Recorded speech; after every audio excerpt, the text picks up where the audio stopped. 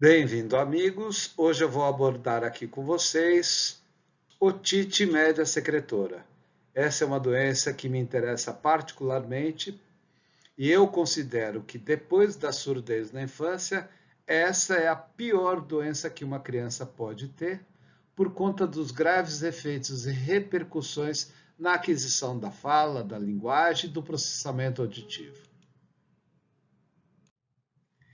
Existem mais de 7.000 artigos indexados desde 1946 e, por definição, a otite média secretora seria a presença de efusão dentro da orelha média, sem sinais e ou sintomas de uma otite média aguda em atividade por mais que 3 meses. Lembrando que a otite média secretora, na verdade, é o grau máximo da disfunção tubária. Como evolui, então, o arejamento da orelha média após um quadro infeccioso de otite média aguda? Então, eu vou ter persistência de efusão em 70% dos casos após 2 semanas da otite média aguda, em 40% dos casos após 1 mês, 20% de persistência de efusão após 2 meses e 10% de efusão após 3 meses da otite média aguda. A otite média secretora ainda tem uma história natural favorável em curto prazo. As taxas de resolução espontânea ou melhora variam de 28% a 52% em 3 a 4 meses após o diagnóstico. Otite média secretora bilateral. Uma vez que a otite média secretora persiste em ambas as orelhas por 3 meses ou mais, a chance de resolução espontânea torna-se baixa, aproximadamente 20% em 3 meses, 25% após 6 meses e 30% após 1 ano de observação adicional. Preditores de persistência da otite média secretora. Quando crianças com otite média secretora por 3 meses são observadas em estudos randomizados, a resolução espontânea ocorre em apenas 19% dos ouvidos após 3 meses, 25% aos 6 meses e 31% aos 12 meses. Evolução do arejamento da orelha média em 150 crianças do nascimento até os 2 anos de idade. Ao nascimento, mais de 90% das crianças apresentou orelha média normal. A partir dos 6 meses, a porcentagem de normalidade cai para em torno de 60%, e isso está diretamente relacionado ao abandono do aleitamento materno, a introdução dessas crianças às creches e berçários. E a partir daí, o aumento da porcentagem de incidência de otite média secretora fica em torno de 30%. Incidência, prevalência e custo.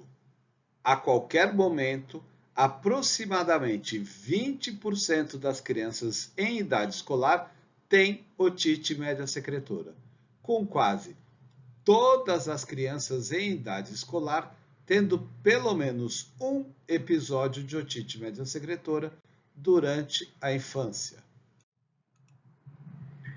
Estudo da National Health Interview Survey de 2014 mostram que 8,6% das crianças menores de 18 anos tinham colocado tubos de ventilação.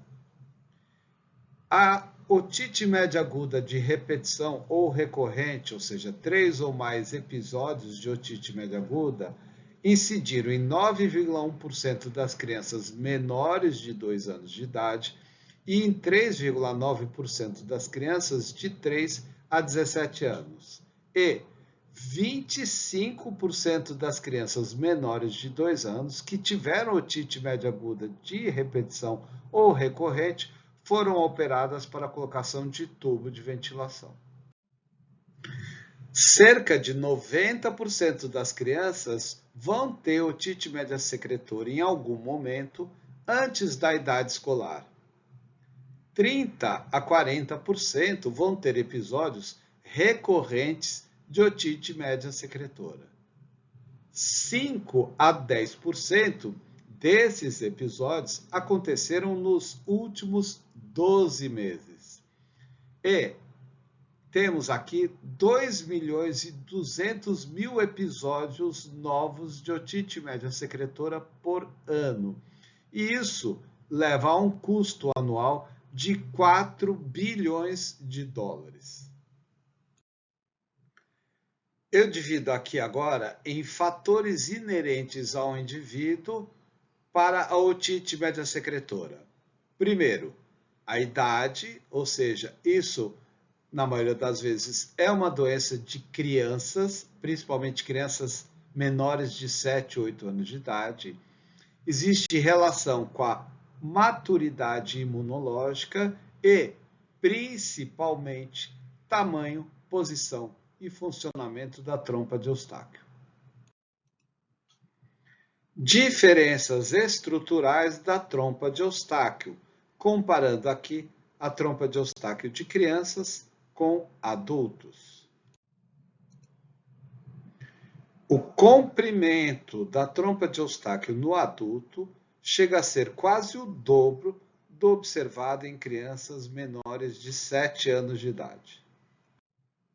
Esse é um diagrama esquemático mostrando os ângulos relativos da trompa de Eustáquio do plano horizontal nas crianças e nos adultos.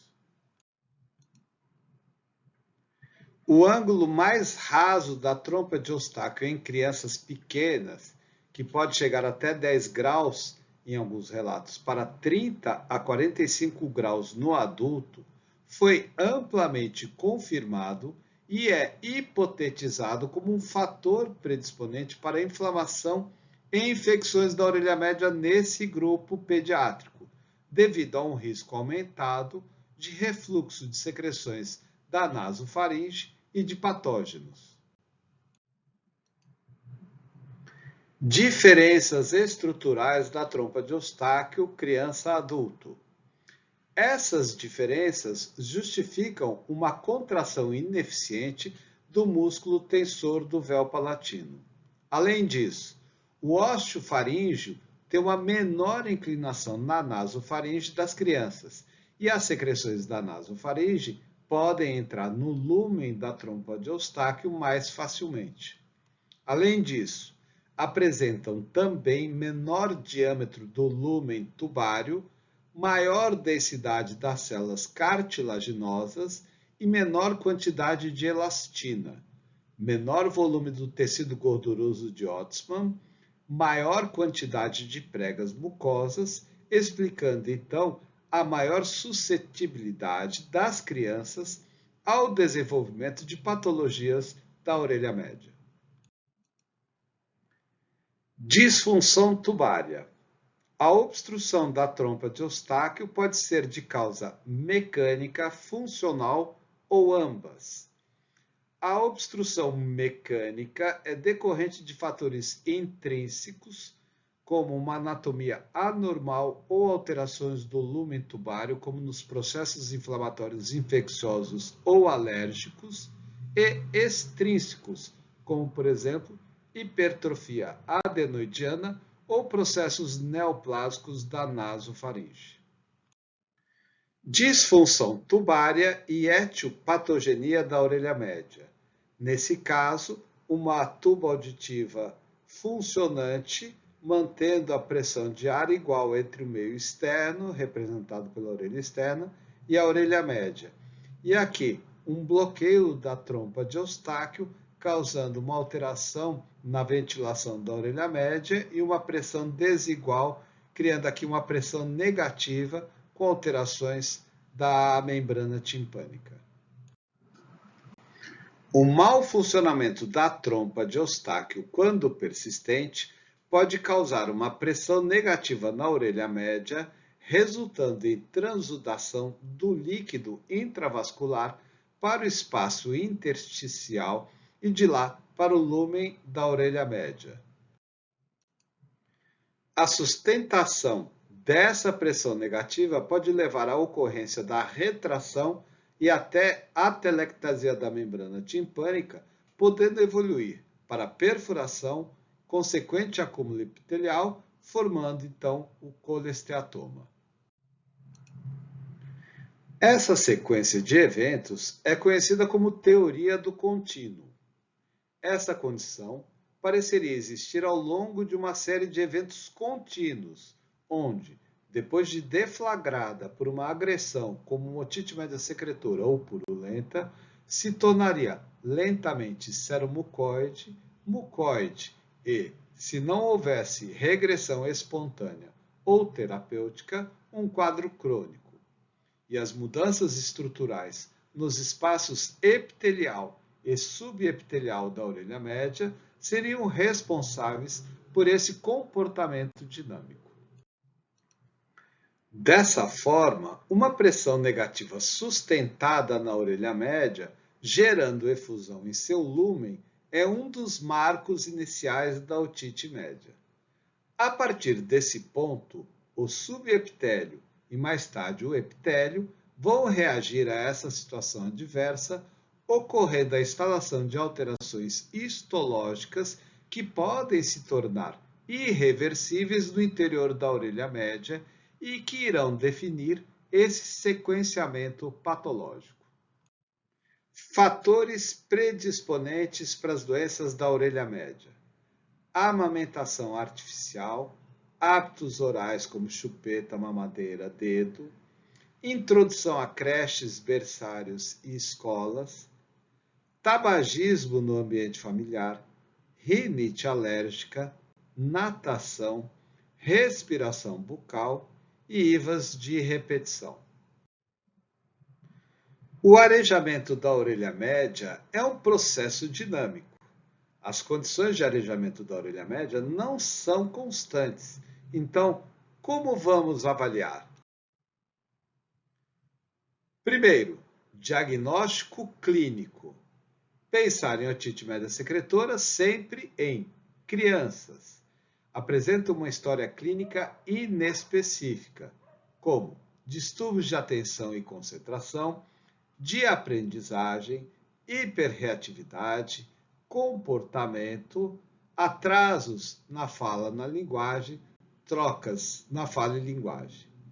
Muito raramente elas apresentam queixas de hipoacusia, plenitude auricular ou zumbido. Segunda forma de diagnóstico seria pela otoscopia, através do otoscópio convencional, microscópio e pneumotoscopia. Diagnóstico audiológico. Podemos utilizar a avaliação comportamental, a avaliação condicionada, o limiar do reconhecimento da fala ou detecção da fala. Em crianças maiores, pesquisar via aérea, via óssea e sempre valorizar pequenos gaps. Imitância acústica, a timpanometria. Esse exame é não invasivo, objetivo e rápido.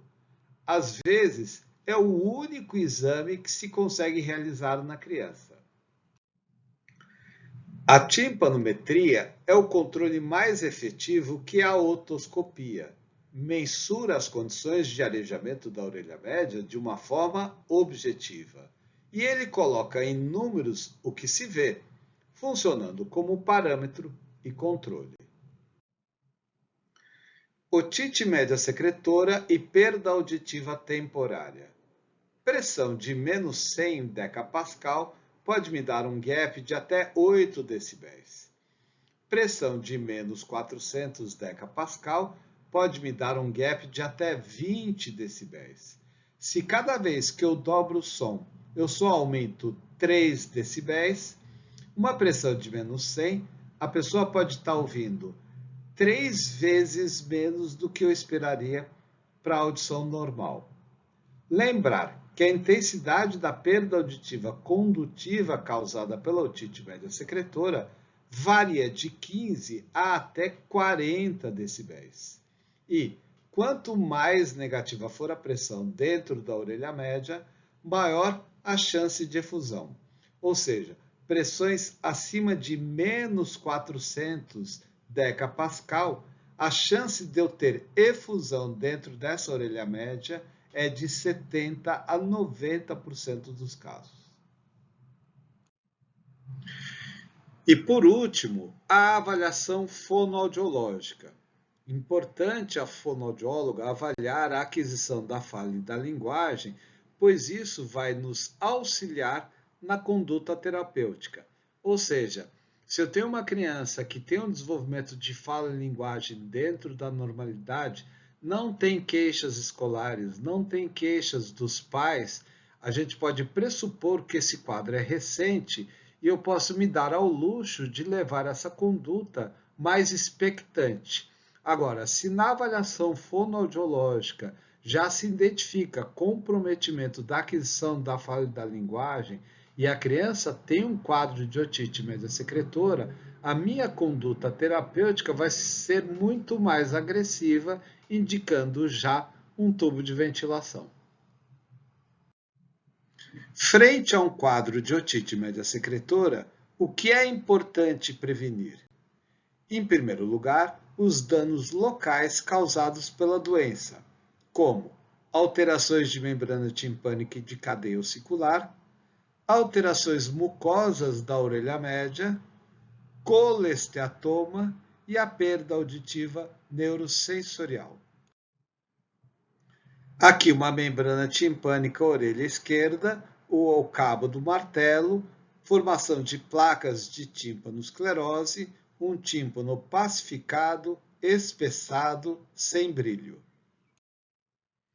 Uma membrana timpânica bem alterada, com perda das características de elasticidade, rigidez e massa.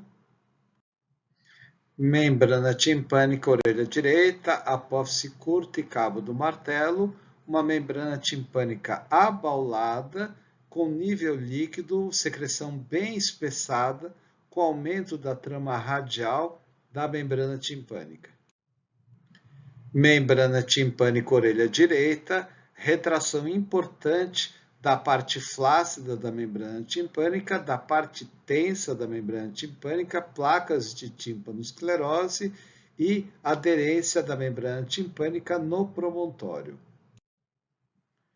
Novamente, outra orelha direita, uma retração importante na parte flácida, apófise curta cabo do martelo, uma retração e uma aderência da membrana timpânica na espira basal da cóclea, aqui janela redonda, aqui aparece o tendão do estapédio, e não se visualiza aqui o ramo longo da bigorna.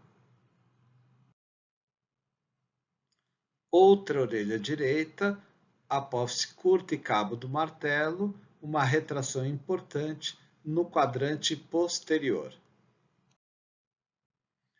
Orelha esquerda, uma retração na parte flácida da membrana timpânica, aderência na região do promontório. Uma orelha direita, uma retração importante com uma aderência tanto da parte tensa como da parte flácida da membrana timpânica, mostrando aqui o ramo longo da bigorna, a cabeça do estribo, o tendão do estapédio. Outra orelha direita, uma imagem que pode parecer até inocente, mas se vê aqui a presença do nível líquido dentro da orelha média, mostrando a presença de secreção dentro dessa orelha. Orelha direita, presença de efusão, uma secreção amarelada ou cor de ferrugem, ocupando toda essa região do tímpano. Outro quadro de otite média secretora com presença de bolhas dentro da orelha média, uma secreção bem viscosa, também orelha direita. E aqui, uma orelha esquerda com uma retração importante da membrana timpânica, uma retração do cabo do martelo e a presença da efusão dentro da orelha média, é aqui o ramo longo da bigorna.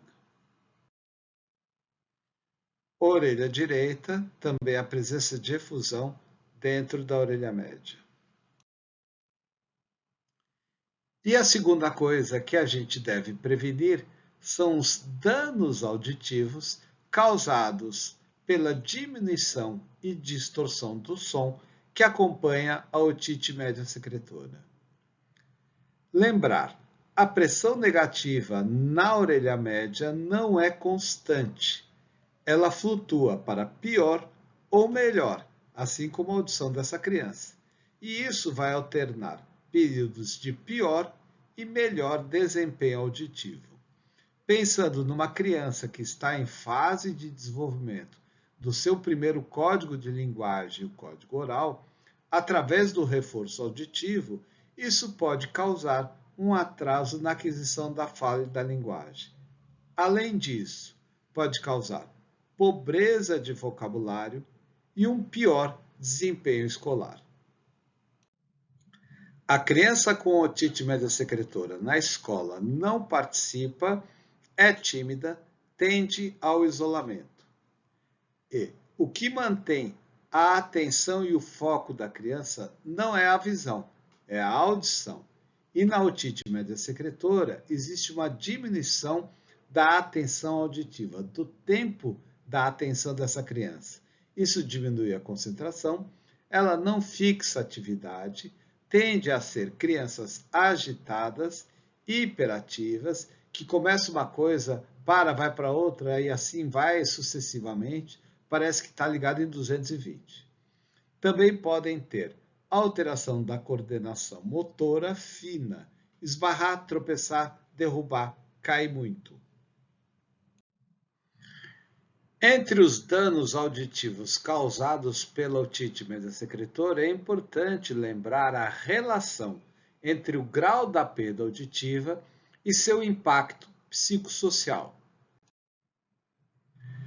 Considera-se audição normal para crianças um limiar de menos 10 a mais 15 decibéis, para a média de 500 a 4.000 Hz. As crianças têm limiar de audição normal melhor que os adultos. Elas detectam todos os sinais da fala em níveis suaves de conversação.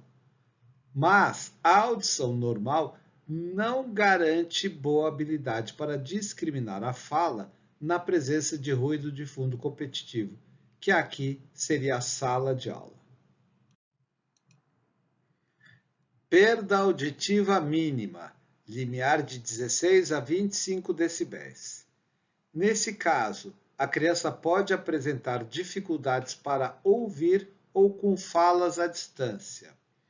Se a criança tiver um limiar no limite da normalidade, ou seja, 15 decibéis, ela já pode perder 10% do sinal auditivo se o professor estiver a mais de 1 metro de distância ou se a sala de aula for ruidosa. E isso é especialmente importante nos primeiros anos de vida, em que a instrução verbal vai predominar no aprendizado dessa criança. Perda auditiva leve, de 26 a 40 decibéis. O grau de dificuldade apresentado nesse caso vai depender do nível de ruído da sala de aula, distância da criança para o professor e da configuração da perda auditiva.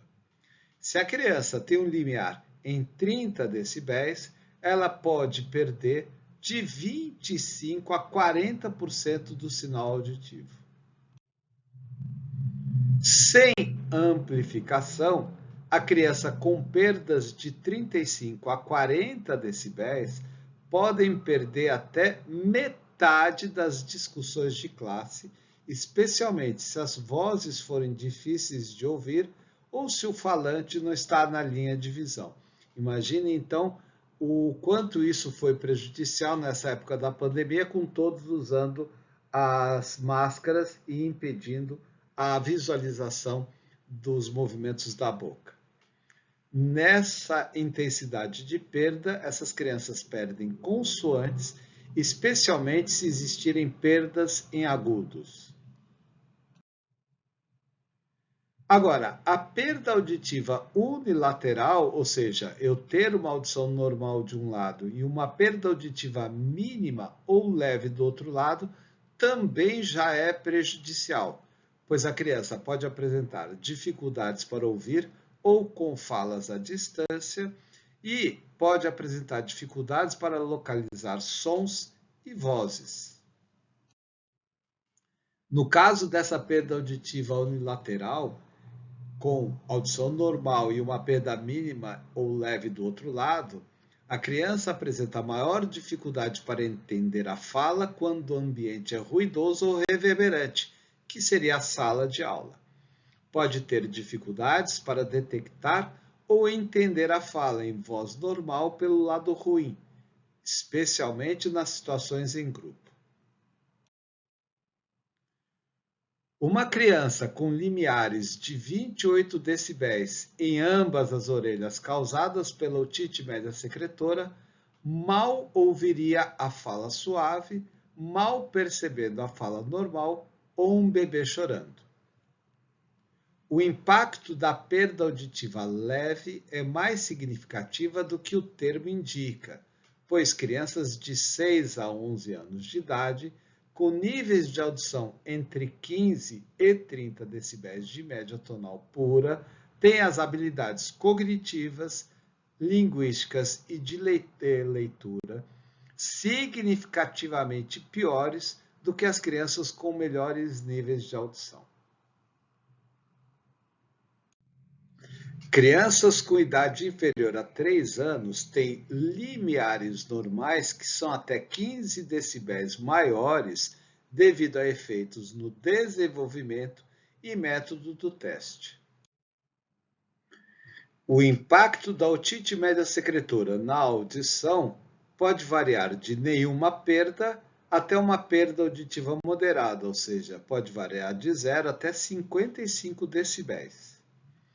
A perda auditiva média associada à otite média secretora em crianças é em torno de 28 decibéis, mas cerca de 20% dessas crianças apresentam limiares auditivos de 35 decibéis. E o primeiro e o segundo ano de vida são períodos críticos no desenvolvimento da fala, linguagem e nas habilidades cognitivas. Lembrar que qualquer perda auditiva nessa época da vida pode ter ramificações no futuro, incluindo a performance escolar mais pobre. Esse estudo analisou a perda auditiva e o desenvolvimento numa perspectiva neuropsicológica. Ele avaliou o comportamento de crianças com otite média no primeiro ano de vida e seus pais. Esse estudo observou que crianças com mais episódios de otites médias foram menos atentas, menos reagentes em interações estruturadas com os pais. Sofreram mais irregularidades do sono, nos hábitos alimentares e nos controles esfincterianos. E os pais também foram afetados pelas noites mal dormidas. Os pais das crianças com alterações de orelha média foram menos hábeis em prover e ensinar tarefas estruturadas, a fazerem as crianças entenderem o tipo de atividade que eles gostariam de fazer, desenvolver essas atividades ou ainda manter a sua atenção. Esse outro estudo avaliou a otite média na infância, a habilidade intelectual, desempenho escolar, fala e linguagem aos 7 anos de idade. Ou seja, telecolaboradores acompanhou 194 crianças do nascimento até os 7 anos de idade. Os autores demonstraram que 30 ou mais dias de envolvimento da orelha média já tem impacto significativo em todas as 3 avaliações. Além disso, a duração do tempo em que a orelha média esteve comprometida não foi diretamente proporcional à queda do QI, mas houve claro efeito da doença da orelha média no desempenho do teste do coeficiente intelectual. A importância e o impacto da otite média secretora no primeiro ano de vida. A perda auditiva condutiva causa degradação do input auditivo, ou seja, da fala. Essa privação auditiva precoce leva a uma percepção alterada do código de linguagem. Isso resulta numa representação fonológica inadequada, com um impacto na aquisição da linguagem precoce, uma eletrofisiologia auditiva e psicoacústica atípica. Isso vai se refletir no desempenho escolar pobre, déficit de atenção e comportamento, dificuldade seletiva auditiva, déficit no processamento auditivo em nível superior e problemas de leitura. E junte a isso a herança genética e o ambiente familiar, que seriam os pais e avós. Esse estudo multicêntrico de Lee e colaboradores avaliou a qualidade de vida de pacientes com otite média e os cuidadores. O objetivo do estudo foi determinar a qualidade de vida de pacientes com orelha média alterada e seus cuidadores. E o resultado? Eles observaram um total de 1.001 pacientes, 503 com otite média secretora, 267 com otite média aguda, 258 pacientes com otite média aguda recorrente. A idade média dos pacientes foi de 2 anos. Houve correlação moderada entre frequência das otites médias, sofrimento físico e preocupações do cuidador. Também encontraram uma correlação moderada entre a porcentagem de tempo com líquido nas orelhas, preocupações do cuidador e sofrimento físico. E pacientes que tiveram alterações de orelha média com mais de 5 anos de idade pontuaram significativamente pior do que crianças saudáveis de 5 a 7 anos em quase todas as áreas de saúde global, incluindo o funcionamento físico e impacto no tempo e emoções pessoais do cuidador. Esse estudo de Robert Ruben foi um estudo prospectivo longitudinal que acompanhou do nascimento até os 9 anos de idade para avaliar os efeitos da otite média no primeiro ano de vida e as suas repercussões no desenvolvimento da linguagem. Foram analisados 67 recém-nascidos, 33 masculino, 34 feminino, todos de baixo status socioeconômico, eram crianças lá da região do Bronx de Nova York. E qual foi a metodologia que ele utilizou? Do nascimento até os 6 meses de vida, era uma visita a cada mês, onde se fazia otoscopia, timpanometria e audiometria de tronco cerebral, que é o potencial evocado auditivo de tronco cefálico. Já dos 6 meses até os 12 meses, a cada 2 meses repetia otoscopia, timpanometria e os potenciais evocados auditivos de tronco cefálico. Ao final desse 1 ano, ele dividiu esse grupo em 2 subgrupos. As crianças com otite média saudável, que ele chamou grupo de ouvido médio normal, bilateral, em mais que 80% das visitas, e grupo de ouvido médio alterado, aquelas crianças que apresentavam otite média bilateral em mais que 30% dessas visitas. E aqui, então, a formação desses dois grupos, o grupo de ouvido médio saudável, que apresentava grande porcentagem de ouvido médio livre, e o grupo da orelha média alterada, que apresentava uma grande porcentagem de ouvido alterado nas consultas. Aqui os limiares dos potenciais evocados auditivos de tronco encefálico no primeiro ano.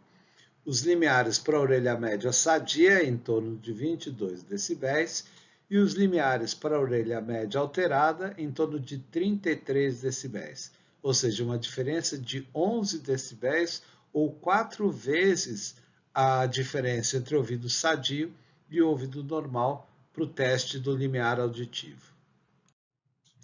Ao primeiro ano, a porcentagem de limiares elevados no potencial evocado auditivo de tronco encefálico.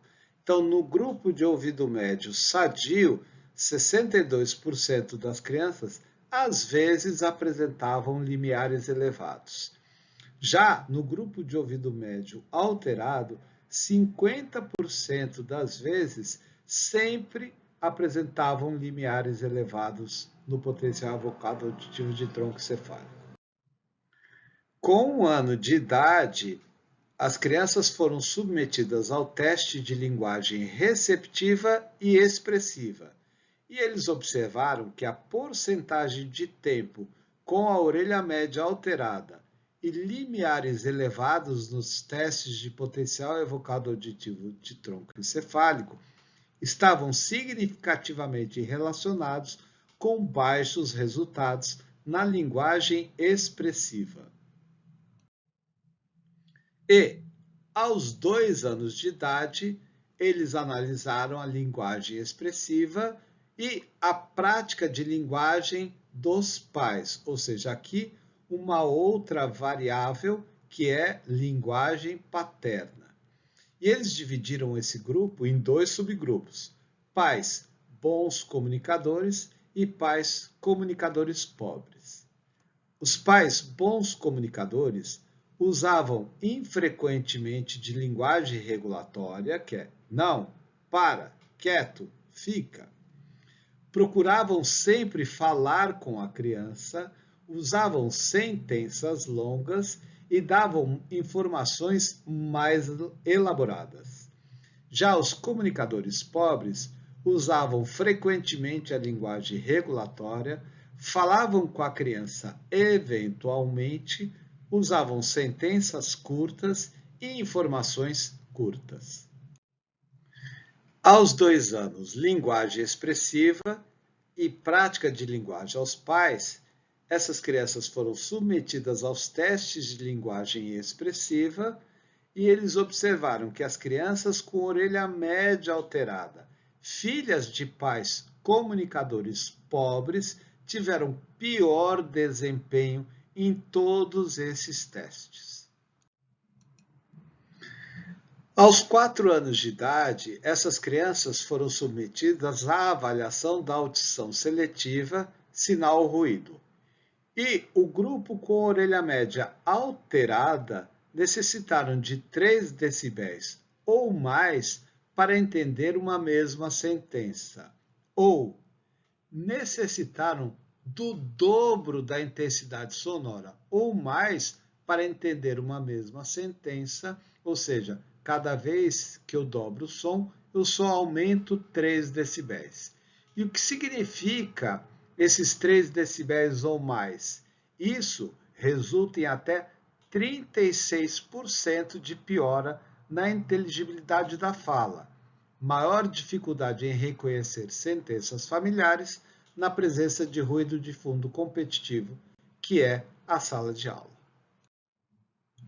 Aqui, então, exemplificando nesse gráfico essa diferença de 3 decibéis na audição seletiva entre o grupo de orelha média sadia e o grupo de orelha média alterada.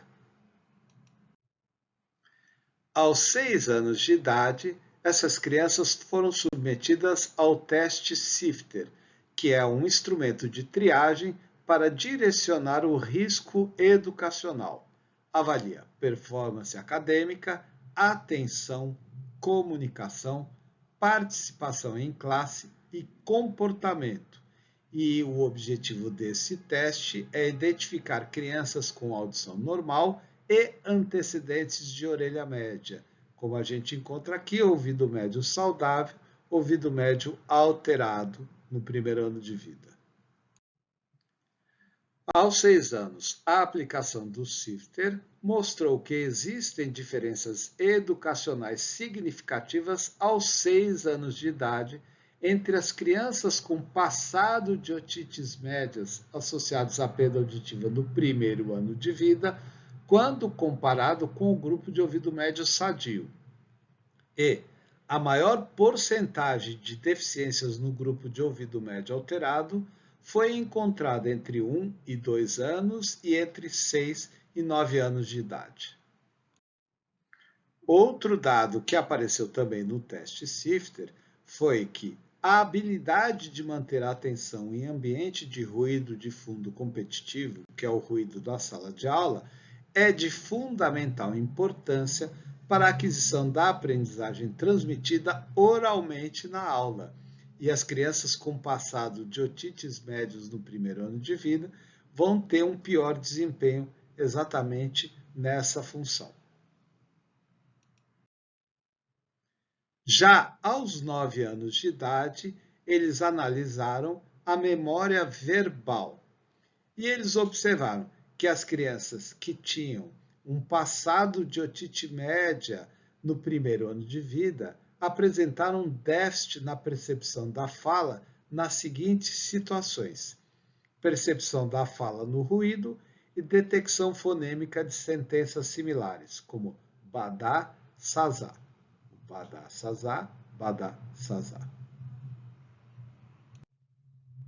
E eles concluíram que as implicações da otite média no primeiro ano de vida persistiram até os 9 anos de idade.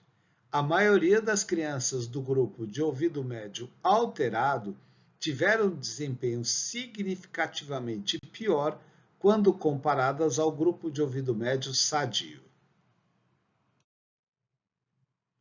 Esse outro estudo, de Hall e colaboradores, avaliou as alterações do desenvolvimento no limiar de reconhecimento de palavras dos 2 a 5 anos de idade em crianças com diferentes status de orelha média.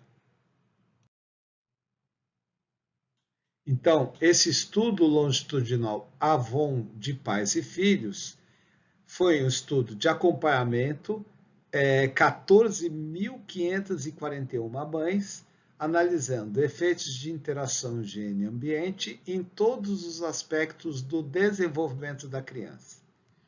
Foram 1.432 famílias, 79,3%, 74,4% e 69,4% dessas famílias atendidas com 31 meses, 43 meses e 62 meses.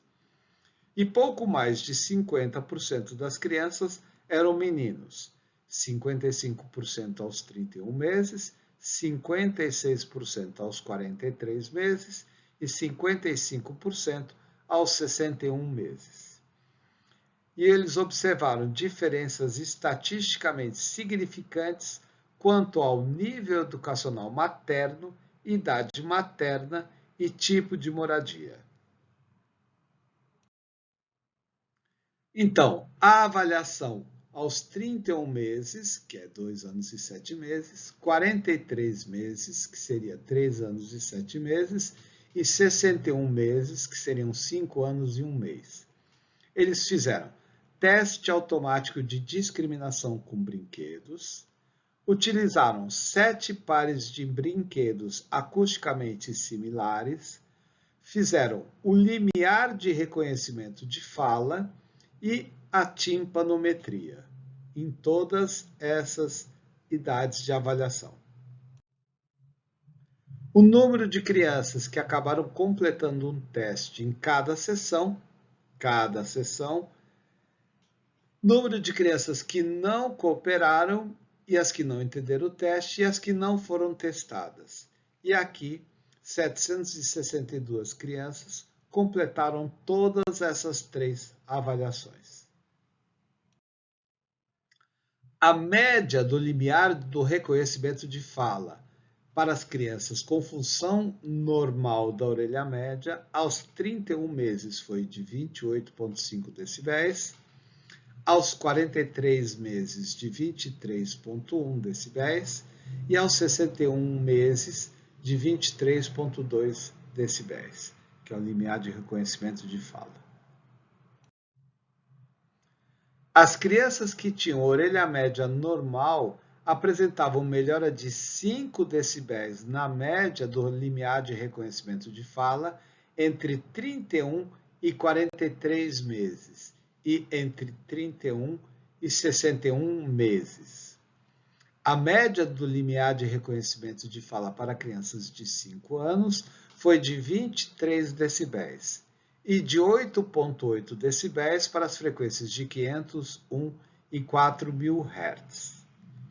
O limiar de reconhecimento de fala para as crianças de 5 anos melhora 5 decibéis quando eles alcançam a maioridade, chegando a uma média do limiar de reconhecimento de fala para adultos em torno de 18,6 decibéis. E é provável que a melhora no ganho do limiar do reconhecimento de fala dos 2 anos até a maioridade seja de 11 decibéis. Nesse quadro está a associação entre o limiar de reconhecimento de fala e o status da orelha média. Aos 31 meses, as crianças que tinham a orelha média normal bilateral tinham uma média de limiar de reconhecimento de fala em torno de 29,2 decibéis. Quando apresentava otite média secretora unilateral, a média do limiar de reconhecimento de fala passa para 34,2 decibéis, ou seja, uma piora de 5,1 decibéis. E, nas crianças que apresentavam otite média secretora bilateral, o limiar chegava a 46,0, ou seja, uma piora de 16,8 decibéis comparando com a referência do normal. Aos 43 meses, a média dos limiares de reconhecimento de fala para as crianças que apresentavam orelha média normal bilateral estava em torno de 23,7 decibéis. No caso de otite média secretora unilateral, o limiar piorava para 28,1, ou seja, uma piora de 4,4 decibéis. E nos casos de otite média secretora bilateral, o limiar ia para 39,2 decibéis, com uma piora de 15,5 decibéis. E, aos 61 meses de idade, para a orelha média normal bilateral, os limiares estavam em torno de 23,5 decibéis. Otite média secretora unilateral, o limiar piorava para 28,8, ou seja, uma piora de 5,3 decibéis. E quando era otite média secretora bilateral, o limiar chegava em 38,5, com uma piora de 15 decibéis. A diferença do limiar de reconhecimento de fala entre a orelha média sadia e a otite média secretora unilateral foi de 4 a 5 decibéis. Lembrar sempre que cada vez que eu dobro a intensidade sonora, eu só aumento 3 decibéis. Essa diferença no limiar pode ser pela ausência da audição binaural, causado pelo quadro da perda unilateral. Já a audição binaural apresenta vantagem de cerca de 3 decibéis no limiar para uma variedade de estímulos sonoros, incluindo aqui a fala. Esse estudo mostrou que existe efeito significativo da otite média secretora bilateral no limiar de reconhecimento da fala em cada momento avaliado. Independentemente da idade, a diferença do limiar de reconhecimento de fala entre a orelha média sadia e a otite média secretora bilateral foi de 15 decibéis. E a otite média secretora teve seu maior efeito aos 31 meses, parte como resultado do desenvolvimento mais pobre nessa idade, mas também porque o limiar aos 31 meses é maior do que nas outras idades testadas. A otite média secretora uni ou bilateral resulta em efeito prejudicial na habilidade auditiva da fala no silêncio. E aqui o grande impacto. A otite média secretora unilateral aos 5 anos e 1 mês equivale à performance auditiva de uma criança com orelha média normal de 3 anos e 7 meses de idade. Além disso, a precocidade e a persistência da otite média secretora causam maior inaptidão. Agora, se a timpanometria for normal aos 5 anos, o reconhecimento da fala no silêncio não sofrerá efeito negativo a longo prazo. Fundamental, frente a um quadro de uma criança com otite média secretora, é saber diferenciar, lembrando que cada caso é um caso. Isso aqui é a minha opinião pessoal. Se a gente atende crianças sadias, assintomáticas, que apresentaram um único exame sugestivo de otite média secretora, não tem história de atrasos de aquisição de fala-linguagem, não tem queixas na escola, não tem queixas trazidas pela família, tem apenas um exame sugestivo de otite média secretora, essa criança eu posso empurrar com a barriga, porque eu posso me dar ao luxo de esperar, porque ela não teve impacto no seu desenvolvimento da fala e da linguagem. Agora, se eu recebo crianças com queixas auditivas, que vêm com atraso de fala e linguagem, desempenho escolar comprometido, e que procuraram atendimento exatamente por essa causa, e tem otite média secretora, não vejo absolutamente nenhuma razão para tentar tratar clinicamente ou esperar, e já indico logo o tubo de ventilação. Outra coisa, que são as principais características que a perda auditiva da otite média secretora causa, e de novo aqui as minhas opiniões e colocações pessoais, é que na otite média secretora existe diminuição, distorção e flutuação da audição. Então a criança ouve as mesmas coisas cada dia de um jeito diferente. E aqui a qualidade de vida. Eu sempre pergunto para os meus pacientes, para os meus alunos, meus residentes, quanto tempo você aguentaria ter uma pressão negativa igual a que a gente sente quando desce a serra ou anda de avião? E se você está com essa pressão negativa dentro da orelha, pode dizer que você está com uma boa qualidade de vida? Ou seja, dá para ser feliz assim? É isso que você gostaria para você? Então, tratamento.